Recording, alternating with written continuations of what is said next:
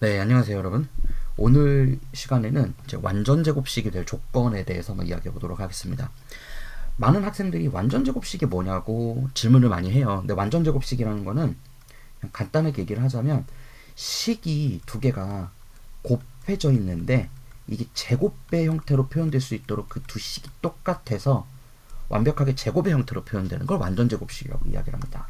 근데 우리가 이거 왜 이렇게 집착을 하느냐면 이 완전 제곱식을 이용하면 주어져 있는 어떤 2차 식에 관련된 모든 값에 대해서 그 주어져 있는 미지수 x를 그 식에 대해서 값으로 풀어낼 수 있기 때문에 우리가 완전 제곱식을 많이 사용을 합니다. 근데 이제 완전 제곱식이 표현될 수 있는 2차 식이 크게 보면 일반적으로 두 가지 케이스가 있어요. 3학년 때 여러분들이 배울 때. 첫 번째 케이스는 여기 지금 적혀 있는 1번 케이스인데 여기는 x의 2차 식에 대한 개수가 1인 것이 특징입니다. 보이시죠? 그래서 이 1번 케이스 같은 경우는 우리가 이걸 이제 완전 제곱식을 만들려면 어떻게 해야 되느냐면 일단 곱셈 공식을 한번 다시 생각해 볼 필요가 있어요. 얘가 곱셈 공식이 될 때 우리가 어떤 그 하나의 항의 완전 제곱 형태로 꼴이 표현되어 있으면 이 왼쪽과 오른쪽에 들어가 있는 친구들이 각각 제곱식을 하나를 가져가고 더하기 이 위에 있는 차수 2 곱하기 그 문자 두 개를 곱해서 1차식이 표현되게 되는 거죠. 그래서 x를 기준으로 생각했었을 때는 이쪽에 x가 들어가고 이 다른 쪽에는 여기에 2분의 a가 들어와줘야 즉 x의 1차식의 개수의 x에 대한 1차 항의 개수의 반만큼이 들어와야 된다는 것이죠. 그럼 얘를 한번 전개를 해보면 x제곱 더하기 ax 플러스 4분의 a제곱이 됩니다. 여기서 주목해야 되는 게 이 바로 4분의 a제곱이에요. 이 4분의 a제곱이 이 주어져 있는 1번식에 있는 이 b와 같을 수만 있다면 얘는 완전 제곱식꼴의 형태로 표현될 수 있다는 것이죠.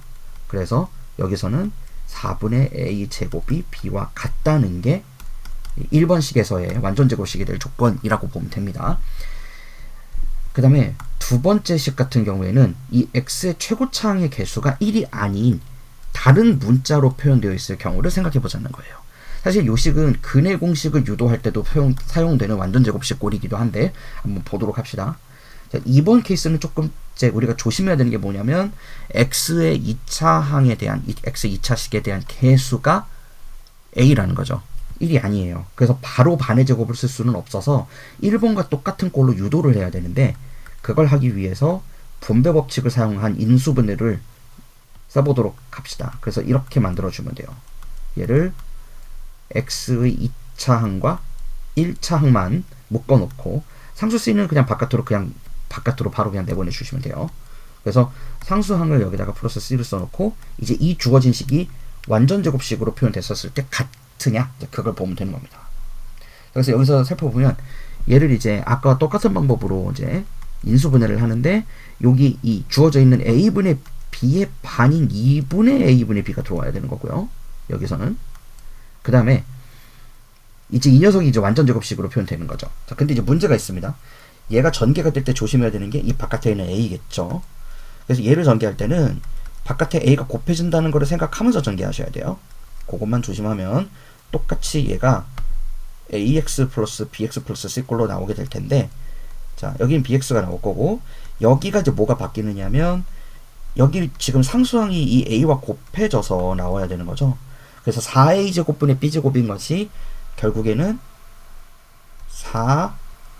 4a분의 b제곱으로 나오게 됩니다.